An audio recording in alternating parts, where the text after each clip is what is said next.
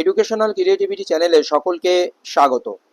গুরুত্বপূর্ণ একটি আপডেট দেবো। আপনারা দেখতে পাচ্ছেন একটি ম্যাট 908 ও 2024, এটা West Bengal board of primary education তারা ডিভিশনে চ্যালেঞ্জ করেছে একটি মামলাকে কেন্দ্র করে। এই ডিভিশনে চ্যালেঞ্জ করার ফলশ্রুতি এরা আবারও থাপ্পড় খেতে চলেছে ডিভিশন বেঞ্চে।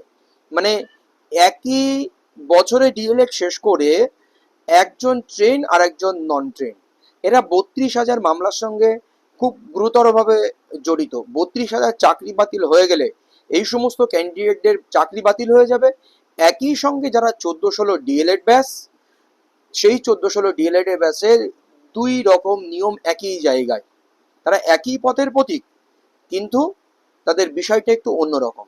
তো এই বিষয়টা আপনাদের আমি ক্লিয়ার করব, সেই জন্য ভিডিওটি না কেটে শেষ পর্যন্ত দেখবেন, বুঝতে পারবেন এই 32,000 শিক্ষক শিক্ষিকাদের যাদের এই আজকেও শুনানি ছিল, সেই মামলার ক্ষেত্রে যদি বিরূপ কিছু হয় তাহলে তাদের আবারও চাকরি বাতিল হয়ে যাবে।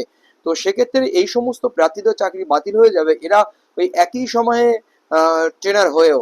বিষয়টা আমি ক্লিয়ার করছি, আপনারা শেষ পর্যন্ত দেখবেন ভিডিওটি না কেটে, এবং আমার চ্যানেলে নতুন হলে অবশ্যই চ্যানেলটি সাবস্ক্রাইব করে বেল আইকনটি প্রেস করে অবশ্যই পাশে থাকবেন। দেখুন, আমরা আমরা এই পার্টে যদি চলে আসি, এখান থেকে আমরা দেখতে পাবো যে বিষয়টা, the case of the applicants are as follows. Recruitment notification was published 26 September 2016. The 32,000 recruitment. The responded read petitioner were the student of 2 years DLED course for the session 2014 and 16. এখানে যে 20-22-এর যে বিষয়টা রয়েছে, সেই 20-22-এর মতো একই ক্যান্ডিডেট যারা 2016 recruitment processing শুরু হয়েছিল, তারা অনগোয়িং ব্যাচ ছিল। বিষয়টা দেখুন, the academic session of the said course of the responded read petition ended 13 June 2016. 30 June 2016 academic session শেষ হয়ে যাচ্ছে, and they are release by notice date 27 June 2016 তারা রিলিজ পেয়েছিল, and board with effect from 30 June 2016, board effect করেছিল 30 June. The responded writ petition pursuant to the recruitment notification date 26 September 2016 applied for recruitment as primary teacher as untrained candidate. তারা 26 September 2016 notification অনুযায়ী তারা কিন্তু non train candidate হিসেবে apply করেছিল। The responded read petitioner are selected as untrained candidate, and they are appointed as untrained teacher from the panel of untrained candidate in the month of February 2017. 2017 সালে 24 তারিখ বা 18 তারিখ ওই আশেপাশে তারা নন train candidate হিসেবে চাকরি পেয়েছিল এই 14-16 ব্যাচেরা অটোমেটিক্যালি আবেদন করে। তাদের ডিএলএড তখন কমপ্লিট হয়নি, কিন্তু কিছু ক্যান্ডিডেট রয়েছে 14-16 ব্যাচ, তারা ট্রেনিং কমপ্লিট হয়নি, তারা বসে আছে, তারা টেট পাস, অথচ তারা ইন্টারভিউ দেওয়ার পরেও তাদের চাকরি হয়নি, তারা মেরিটে আসতে পারেনি। ইতিমধ্যে কয়েকজন মেরিটে চাকরি পেয়ে গেছে। The Part 2 examination of the year DLED course of the session 14 and 16 was held month of April 2016. The result of Part 2 examination of the 2-year DLED course for the session 2014-16 was published on 23rd August 2017, and the responded read petition passed in the said examination. যখন নিয়োগ প্রক্রিয়া শেষ হয়ে গেছে প্রায় বলা যেতে পারে, তখন এখনো চলছে, কোর্ট কেসের মাধ্যমে নিয়োগ হয়, তাদের রেজাল্ট হয় 23rd August 2017. In view of their appearance and selection as untrained candidate, and more particularly holding of an examination as well as publication of the result of their examination after, এইবার যারা untrained candidate রয়েছে এর মধ্যে তারা চাকরি পেয়েছে ইতিমধ্যে, তাদের সেকেন্ড ইয়ারের পরীক্ষা হয়, they cannot be even in spite of holding the examination belatedly by the board, given in the benefit of the result of the said examination as they passed the examination long after the last date of the submission of the application in the selection process 17 October 2016. তারা 17 October 2016 যেদিন selection প্রসেসের অ্যাপ্লিকেশনের last date, তখন তার মধ্যে তারা D.El.Ed কোর্সটা শেষ করতে পারেনি। এইবার দেখুন বিষয়টা এখানে কি হচ্ছে। The writ petition was taken up from the hearing before the honourable justice Sougata Bhattacharya 13 June 2025-এ জাস্টিস সৌগত ভট্টাচার্যের বেঞ্চ থেকে একটি অর্ডার হয়। Judgement date 13 June 2025 was placed to dispose of the writ petition by inter alia।